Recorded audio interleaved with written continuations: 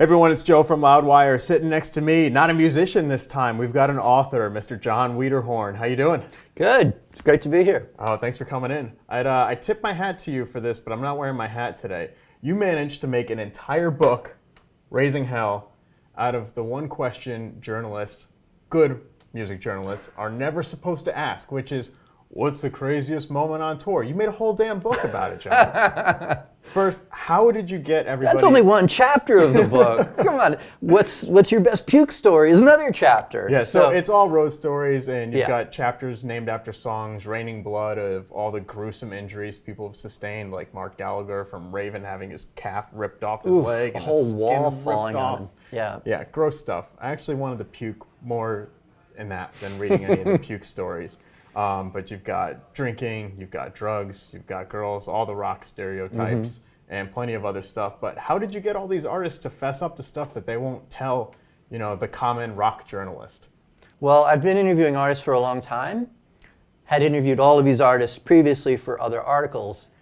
And having talked to a lot of people, you kind of get a sense of who's a good interview, who has creative things to say, and who's kind of going by script. So for the most part, I was able to reach out to guys who I knew had wild stories or weren't afraid to tell things that some people would be afraid of their moms knowing. I made it very clear that this is going to be a fun book. This is going to be a real story about the culture and lifestyle of metal. And it's not all partying and excess. There's also tales of dangers of just being on the road and getting to the next gig, of really why you shouldn't tour in the winter. But doing this for so long, it's kind of, what story haven't you heard? So you could probably be immune to a little bit of all this, or at least numb to some things in terms of how crazy they are. So what are some stories that are in Raising Hell that really shocked even you? He's not typically metal, but wonderful guy, and certainly knows his way around a metal riff. Dave Navarro of Jane's Addiction, I talked to him, and he was just an open book when it came to some of the wildest experiences that he'd had with Jane's, and was very open about being very addicted to heroin, as other members of the band were as well. It was a big part of their aesthetic and their lifestyle, which fortunately they all lived through. And it speaks to how much of the lifestyle and how much of an addiction it is when he was about to play the biggest show of his life, which was at Madison Square Garden. Right, and hence the story. So suddenly they're playing the Garden. He's like, oh my God, we've got to celebrate this by scoring some good heroin somewhere in the city. So he and one of his bandmates went out hunting, I believe, around the parts of New York which are now gentrified and have cleaned up, have $1 million, multi-million-dollar houses, but at the time were war zones. It's a seedy place. Yeah, really seedy. And they'd be told, oh yeah, if you want to get smacked, go up to this address, knock on the door 3 times, give them some password, and tell them what you're looking for. So they did that. They scored the dope, and joyously shot it up, and passed out. Woke up, we're like, oh my God, we've got to be on stage in half hour, an hour, whatever it was. So they raced back to Madison Square Garden, completely high still, realized they didn't have the proper laminates to get in. And they're like, we're the band, we got to get in. Nope, you don't have the laminates, you can't get into the show.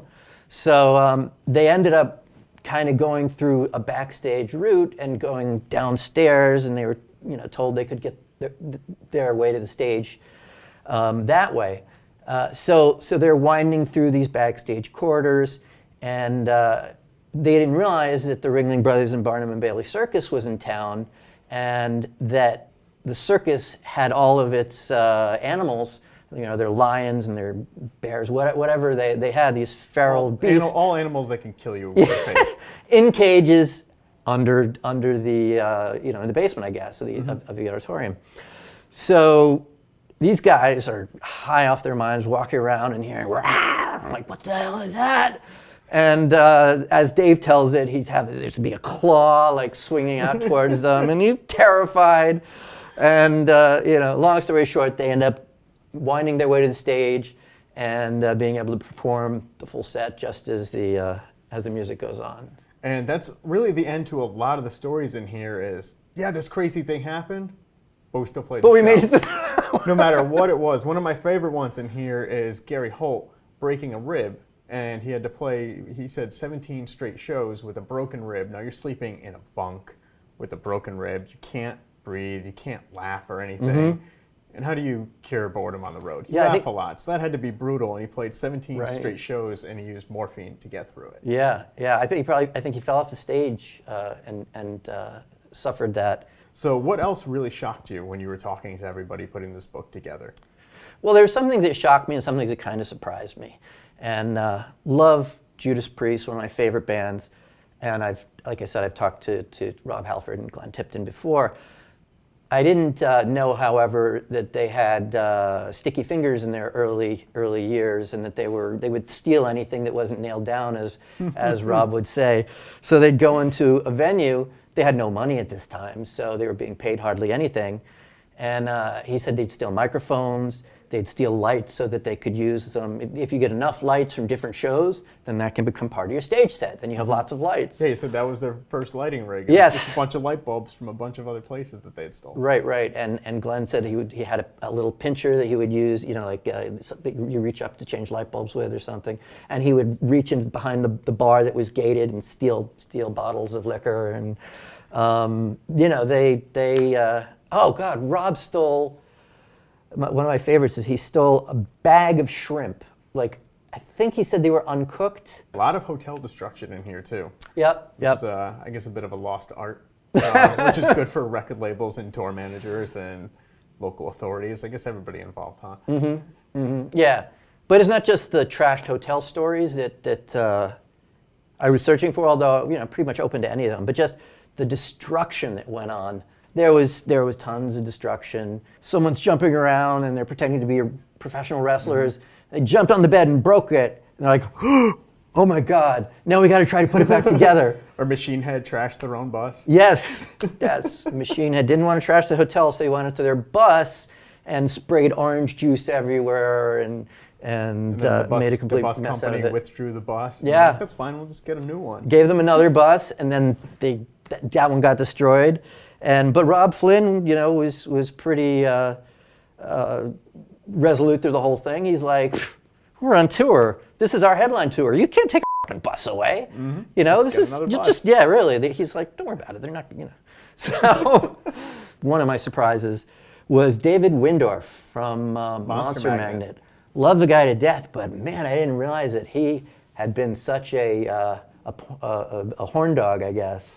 And he took the fame that came with his years of being on MTV and being in the limelight, and acted like Gene Simmons, man. He just scored with as many chicks as he could and had all these outrageous... Yeah, rock sex idols. Dave's name not popping up too much. No, not so. The long hair and the mustache and most of the stoner metal guys aren't so much. Known for But he got his due. Yes, and good for him, Now, another chapter in here that's maybe not so pleasant would be the one of the near-death experiences. I thought you were going to bring up the vomit chapter. That was still fun. Going through that, it made me a little, should I include this? But the near-death experiences one is tough because there is a toll that the road takes, and you don't realize how many close calls that these bands have. Obviously, the Baroness bus crash being one of the biggest ones in recent memory. But what artists did you talk to that you were surprised that you didn't know had one of these near-death experiences that kind of took you back of, oh my God, we could have lost this band? It would probably be Sam Rivers from Limp Bizkit.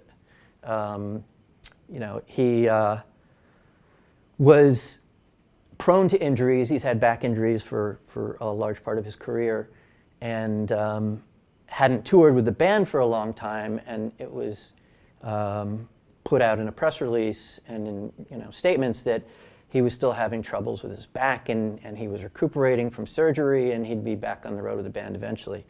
But when I talked to him, he said, oh yeah, well, I had a liver transplant, and as we'd been talking about drinking, and he said, well, he drank excessively to the point of blackout in Limp Bizkit. He doesn't know any stories from the time because he couldn't even remember them. He was like that heavy a drinker, more so than any of the other band members who weren't actually heavy drinkers, but he damaged his liver, terribly in the course of decades of alcoholism, to the point where doctors said, "Yeah, you're going to need a liver transplant." So he ended up in the hospital waiting for a liver transplant, and they got him a liver, and it wasn't a fit, and he was in really, really bad shape, and was on a list of liver donors. But I think they put him to the front of the line just because if you're on the verge of death in the hospital. Yeah, he mentioned he was so sick that they kind of advanced him so everything. He got this liver that he was compatible with, and amazingly it took, and he went through the process of recovery and rehabilitation, doesn't stop drinking. Part of the disease, right? Yeah, that's true. Alcoholism is definitely a disease. But, with the help of his wife and support of his family, he got clean. And so littered among all the excess and all the fun and all the entertainment are those cautionary tales that you mentioned, which kind of helps keep everything in Raising Hell grounded. And don't huff Scotchgard. No? That was something that nobody had told me up Corey until this Taylor point. informed me I shouldn't. Apparently nitrous oxide's still okay, but Corey Taylor, I said, we were talking crazy stories, and he's told so many over the years. He said, "Well, I want to tell you something I haven't really told anyone before." And here I am thinking, he's going to talk about the time he, fell off a roof and landed on a balcony and survived, which didn't happen. But he talked about when he was young, he decided to huff Scotchgard to get high, and then when he did it, he was convinced he could see into the future by doing this. So this became this kind of vehicle for clairvoyance. The Scotchgard prophet. Yes, but don't try this at home, because he said it really didn't work, and he was kind of delusional in his thinking. So we all know here at Loudwire, what Corey Taylor says is law.